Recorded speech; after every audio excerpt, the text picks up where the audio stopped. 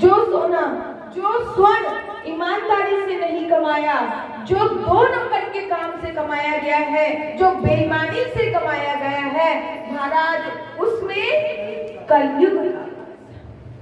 परीक्षित ने कलयुग को स्थान देकर 5 अपने राज्य वापस चले गए।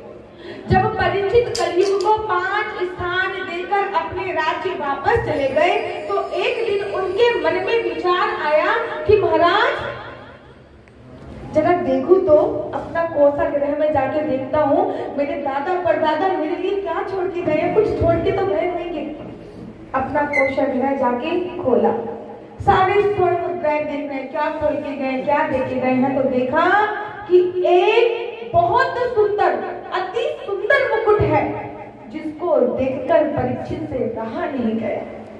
परीक्षित ने वो मुकुट उठाया है और वो मुकुट अपने शीश पर धारण कर लिया है। और महाराज जैसे ही परीक्षित ने वो मुकुट शीश पर धारण किया, परीक्षित कभी जंगल में हिंसा करने नहीं गए, लेकिन जैसे ही वो मुकुट शीश पर धारण किया है उनको विचार आया है कि आज मैं शिकार करने जाता हूँ। आज तक शिकार करने नहीं गए, हमेशा धर्म का कार्य कर रहे हैं, लेकिन जैसे ही वो मुकुट धारण किया है परीक्षित को विचार आया है कि आज मैं शिकार करने जाता हूँ।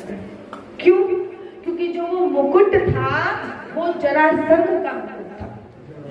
जरासंध की मृत्यु के बाद उनके पुत्र ने सहदेव से वो मुकुट मांगा था, लेकिन सहदेव ने वो मुकुट देने से मना कर दिया था।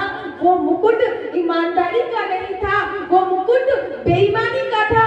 इसलिए परीक्षित ने जैसे ही वो स्वर्ण मुकुट पहना है वैसे ही परीक्षित को शिकार करने का विचार आ गया। सोचिए, बेईमानी से कमाया हुआ धन जब हमारे पास आता है, हमारा स्पर्श होता है बेईमानी से कमाए हुए धन में या फिर बेईमानी से कमाए हुए भोजन में, तो सोचिए हमारे जो विचार होते हैं वो नकारात्मक हो जाते हैं, बुद्धि भ्रष्ट हो जाती है, बुद्धि खराब हो जाती है। और जब परीक्षित ने ये देखा कि चलो आज शिकार करने जाता हूँ, परीक्षित गए शिकार करने, वन में बहुत आगे चले गए महाराज, लेकिन उन्हें कहीं शिकार नहीं मिला। थक गए, थक के एक आश्रम में पहुंचे, बहुत प्यास से व्याकुल थे, बहुत जोर की प्यास लग रही थी, बहुत प्यास से व्याकुल थे। देखा सम्रिक ऋषि जो है वो तपस्या कर रहे हैं, ध्यान में बैठे हुए हैं। प्रणाम किया, देखो तभी भी अपने संस्कार नहीं भूले हैं, पहले प्रणाम किया है कि महाराज असत साधु संत है, मुझे प्यास लगी है, पीने को पानी दीजिए। लेकिन जो सम्रिक ऋषि थे वो ध्यान में बैठे हुए थे। दोबारा बोला कि मुझे प्यास लगी है, मुझे पीने को पानी दो। लेकिन संत महात्मा जब प्रभु का ध्यान करते हैं ना महाराज, उनको कुछ समझ में नहीं आता। हमारे सामने से चाहे प्रधानमंत्री गुजर के चला जाए, लेकिन जब हम भगवान के नाम का स्मरण करते हैं, भगवान के नाम का गुणगान करते हैं, वो भी कुछ नहीं, वो भी कुछ नहीं। सम्रिक ऋषि ने ध्यान नहीं दिया, उनको सुनाई नहीं दी, क्योंकि वो तो प्रभु के मगन में थे। परीक्षित महाराज को क्रोध आ गया। परीक्षित महाराज को जब क्रोध आया तो उन्होंने अपना तीर निकाला, बाण निकाला और बाण के अग्रभाग से एक मरा हुआ सर्प पड़ा हुआ था, उस सर्प को उठाया और सम्रिक ऋषि के गले में वो सर्प डाल दिया। सामने कुछ बच्चे खेल रहे थे, छोटे छोटे बच्चे खेल रहे थे। वो सम्रिक ऋषि के जो पुत्र थे शक्ति ऋषि, उनको जाके बताते चले गए, अरे तुम्हें पता है महाराज परीक्षित आए थे और तुम्हारे पिताजी के गले में मरा हुआ सर्प डाल के चले गए हैं। और शक्ति ऋषि को बड़ा क्रोध आया।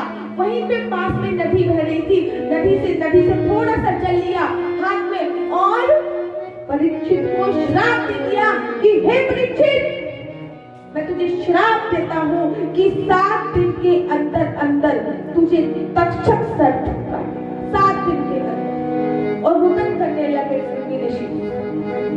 श्रृंगी ऋषि रुदन कर रहे हैं और रुदन करते करते अपने पिताजी के आश्रम में आ जाते हैं और जब अपने पिताजी के आश्रम में आते हैं जोर से विलाप करने लगते हैं और बच्चे की जब आवाज सुनते हैं तो शंबरिक ऋषि जो है उठ जाते हैं। क्या हुआ पुत्र, क्यों रो रहे, क्या हो गया?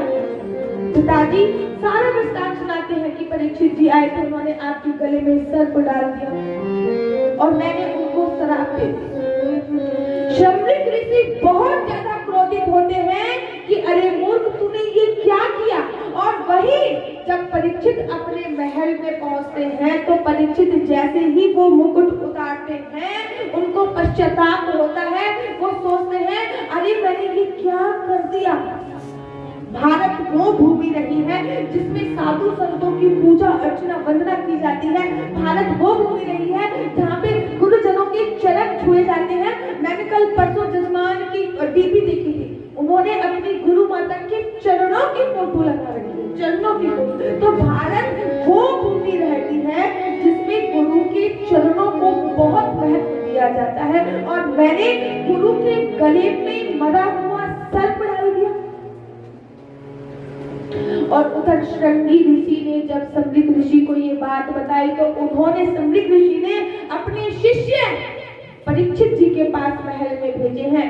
शिष्यों ने बताया है कि आपको 7 दिन में मरने का श्राप मिला है। और देखिए महाराज परीक्षित को अच्छे भक्त की पहचान ये है। परीक्षित प्रसन्न हो गए कि मुझे मेरे दंड का फल मिल गया। बोलिए राधे राधे।